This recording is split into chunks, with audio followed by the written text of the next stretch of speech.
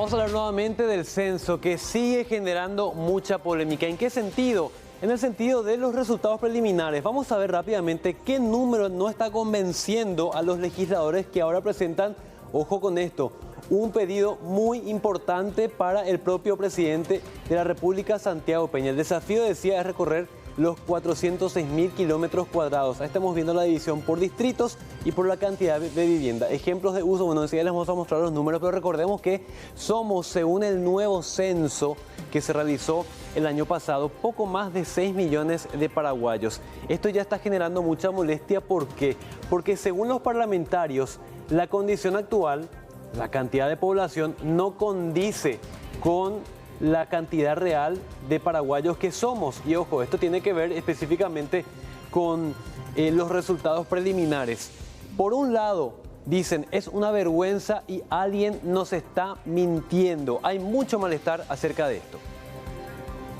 ¿Cómo yo puedo creer que el 97% de la población fue censada? Por favor, pregunten. Tómense el trabajo de esta semana, pregunten en su casa, en su oficina, con sus operadores políticos, con los primos, con las tías, con quien quieran. Siempre hay uno que no fue censado y se toma la cara de durez y que se hizo un recenso para verificar después. Una vergüenza de presidente. Es una vergüenza realmente. Es una vergüenza que no tengamos datos después de 30 años. Tendríamos que pensar en una ley de incentivo a la natalidad. Tenemos que pensar en eso. ¿Qué vamos a hacer dentro de 10 años? 5 millones. Vamos a desaparecer como nación si tomo estos datos como reales. Pensemos en obligaciones, que los hijos tengan que ir a la escuela de forma obligatoria, que tengan que cumplir el plan de vacunaciones. Pensemos en eso. No me queda otra. ¿Qué vamos a hacer? Va a haber 1 millón de paraguayos dentro de 40 años. Va a desaparecer nuestra nación. Bueno, por otro lado, la senadora Katia González afirma que si somos menos paraguayos, entonces el gobierno debe enviar al Congreso un presupuesto mucho más austero, con menos gente que alimentar, con menos gente que educar y a menos gente a quien debemos atender en salud. Y decía también, mucho ojo con los resultados que deben ser avalados o rechazados por el nuevo ministro de Hacienda. Tienen que enviar un presupuesto general absolutamente reducido, porque no tenemos la cantidad de niños para la cantidad de kits que repartimos, porque no tenemos la cantidad de personas en la franja de pobreza para sostener los programas Tecoporán y Tecojá. Vivimos en un país diferente y el ministro de Economía, Fernández Baldovino, va a tener que asumir una responsabilidad. O confirma los datos de este censo fraudulento, o de lo contrario, realiza la correspondiente sanción política. No somos todos estúpidos, presidente. Nosotros no somos los paraguayos todos estúpidos.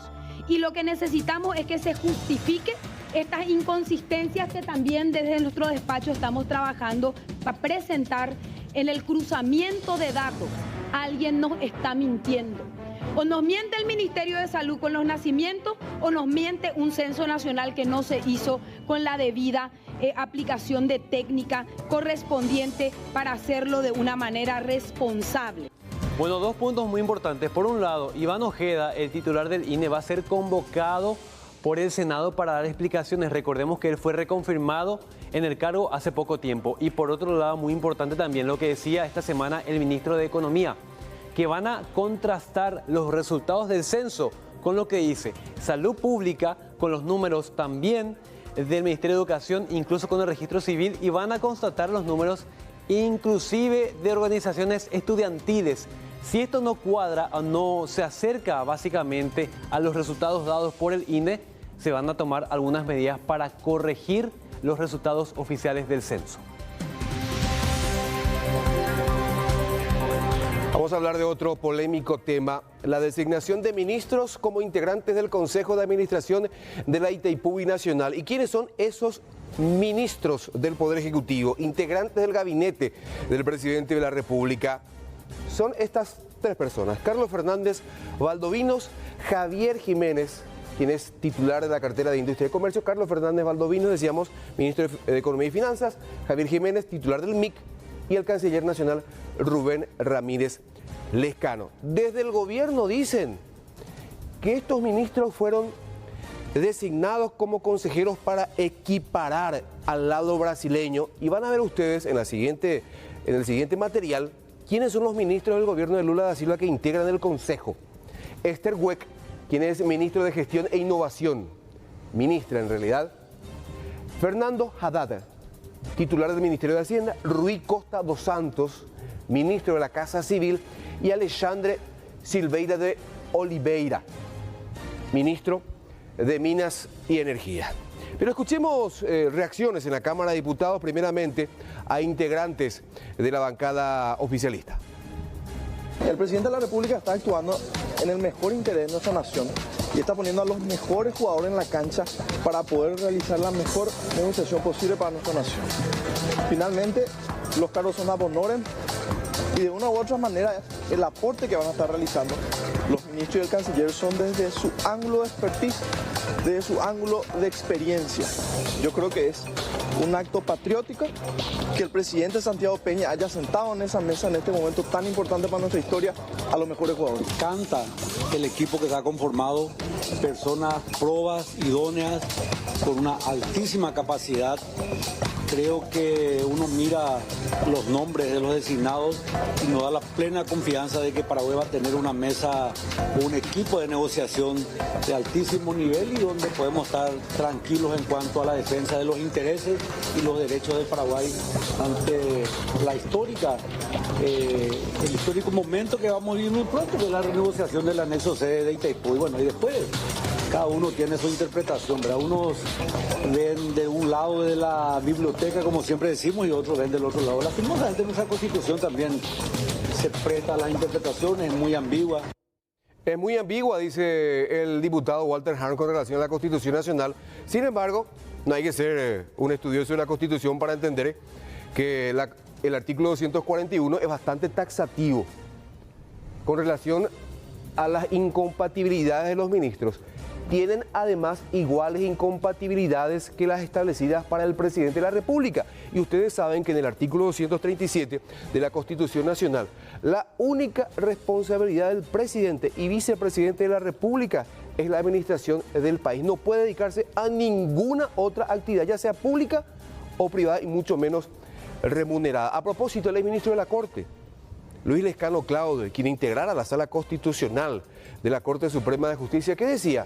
Los ministros del Poder Ejecutivo tienen las mismas incompatibilidades que el presidente de la República, artículo 241. No pueden ejercer otros cargos públicos o privados, remunerados o no, mientras duren en sus funciones. Esto en concordancia con el artículo 237. El decreto de nombramiento en Itaipú es inconstitucional. Y lo dice alguien que conoce precisamente de derecho constitucional. Vamos a escuchar otras reacciones de otros diputados que no están muy conformes, que dicen y que atacan de inconstitucional precisamente la designación del presidente de la República de los ministros, de 3 ministros al frente de la Itaipú. Si el presidente de la República, si el móvil, si la única motivación del presidente de la República es que porque Lula designó a su ministro, que nosotros también necesariamente tenemos que poner para la negociación a ministro, creo que es un error. Eso es admitir que no hay otros elementos, otros referentes humanos con la lucidez y la preparación suficiente para atender este asunto tan importante para nuestro país. En todo caso, ¿por qué no decide sacarle a esos ministros del ministerio y llevarle exclusivamente para atender las cuestiones, en este caso puntual, de la binacional Itaipú? Lastimosamente estamos en el inicio de un gobierno y este es un error que puede costar muy caro. O sea, estamos hablando de la Constitución, nadie, ni siquiera el presidente puede estar por encima de la Constitución y nosotros desde el espacio que ocupamos tampoco podemos permitir que esto suceda, ¿verdad? Y además de eso están las otras cuestiones que están en juego. Vamos a renegociar Itaipú después de 50 años y el gobierno pone negociadores de medio tiempo para jugar el partido más importante, porque el Consejo de Itaipú no es un consejo consultivo o de funcionamiento temporal, es un consejo administrativo que funciona de forma permanente donde las personas que ocupan esos espacios tienen que tomar decisiones todos los días. Ellos quieren hablar del artículo 240. Este artículo 240 se refiere a la ley de economía, a la ley del MIC y a la ley de Cancillería. Realmente nosotros, el Consejo de Itaipú es un órgano permanente y este artículo se refiere a la función específica y al objeto de cada ministerio. Entonces, al hablar de que puede existir un cargo adicional, directamente esta ley ya pasa a ser inconstitucional.